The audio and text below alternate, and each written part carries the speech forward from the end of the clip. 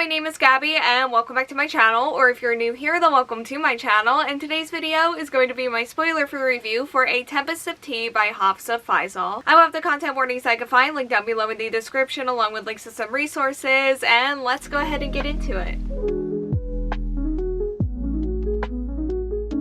And A Tempest of Tea follows our main character Arthi, who runs an illegal blood house for vampires, which she disguises as a tea room during the day. When her establishment is threatened, Arthi is forced to make an unlikely deal and call upon the city's most skilled outcasts to help her infiltrate vampire society. And they find themselves in the middle of a conspiracy that could threaten the entire world. So it's been a while since I've read We Hunt the Flame by this author, and that was a book that did things that I liked, but also did things that I didn't. So going into A Tempest of Tea, I didn't really fully know what to expect, but I knew that based off of the description, that this should have been something that I really enjoyed. Because, like, you heard what I just said. Vampires, tea, outcasts, like, that sounds like a great time. And it was. Mostly, at least, and we'll talk about why. But first, let's go ahead and start with the characters, starting with our main character, Arthi. I really liked her. She's a badass and did some really cool things. I also really like her weapon and the story behind it and how it works. She also has a lot of secrets, some of which that she uses for leverage against other people, and she also does have some secrets of her own. And while I liked when that all came together, it was also pretty easy to figure out, but the more that I learned about her personality and her story, the more that I got pretty attached to her here. And we also get another point of view throughout this book, and that is Jin. Jin is very fun personality-wise, and he's another character that I got very attached to through learning his story. But he's also a character that I was probably going to like anyway, just based off of his personality. That being said, he is also a flirt. And the flirting in this book,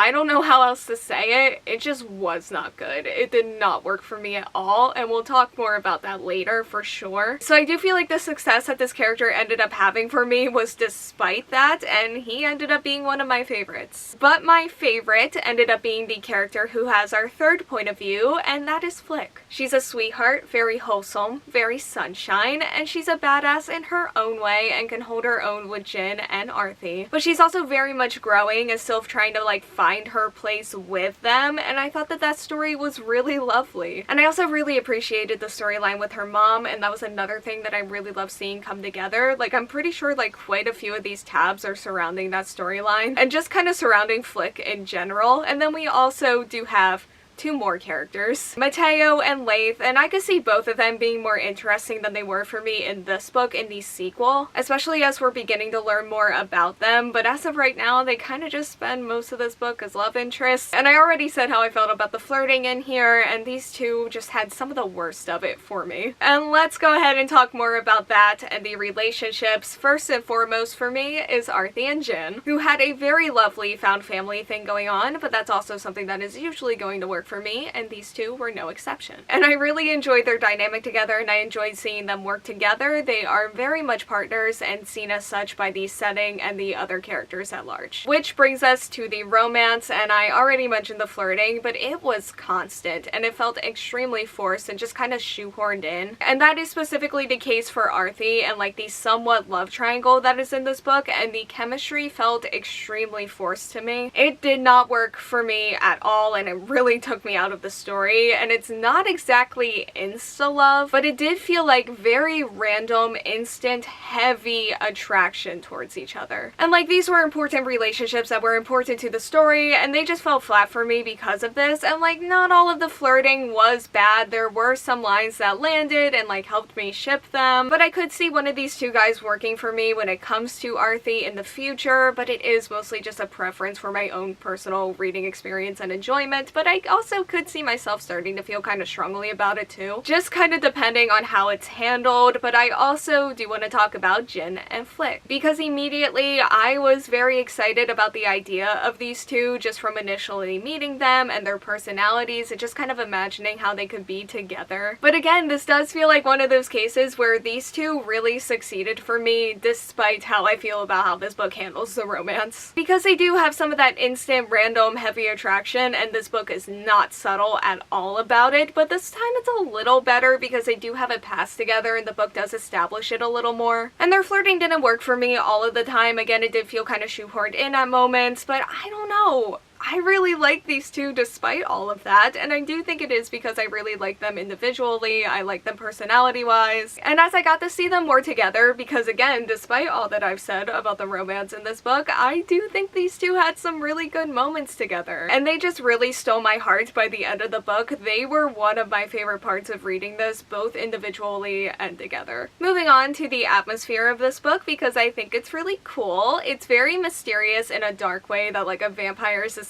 book should be. But I also really like how they incorporated the tea into it as well, and how it mixed with all of the magic, because I also really liked all of the magic and the fantasy that this book had. And I really liked how all of it combined together. I didn't love when the romance tried to lean into the dark atmosphere all the time, but otherwise I was happy with this for sure. And I also really liked all of the underground maneuvering that the characters did from a story perspective, but that also definitely tied into and helped create the atmosphere for me as well. And speaking of the story, this book definitely has some Six of Crows in it for sure, which I love Six of Crows, so I enjoyed that. But yeah, there is a lot of planning, a lot of scheming, a lot of maneuvering by these characters that was really fun throughout the story. And a lot of these characters have their own secrets and motivations and reasons for why they're doing what they're doing in here, and I really liked that. As for the setting itself, again, very underground, but also very vampire, with a lot of magic and a lot of fantasy mixed in, but this book also does have a very large focus on colonization. And yeah, it is a fantasy world. There is magic and vampires, but this felt extremely real, as I'm sure it was intended to. And it also talks about racism and classism as well, and this was the first book that I read after the 2024 presidential election, and by that I mean it is what I picked up the next day. So all these topics just kind of ended up hitting a little bit harder for me than they were already going to. And overall, it's not a perfect book, but it is one that I really ended up enjoying, and what I enjoyed about this, I really enjoyed. But what I didn't, I really didn't, but also by the end of this book, I kind of just grew to accept it. I'm still very much looking forward to the sequel to this, and I ended up giving A Tempest of Tea 4 out of 5 stars. Okay, so that is all that I have for today's video. Thank you all so much for watching. Like, comment, subscribe, hit the bell, and answer the question that'll be around here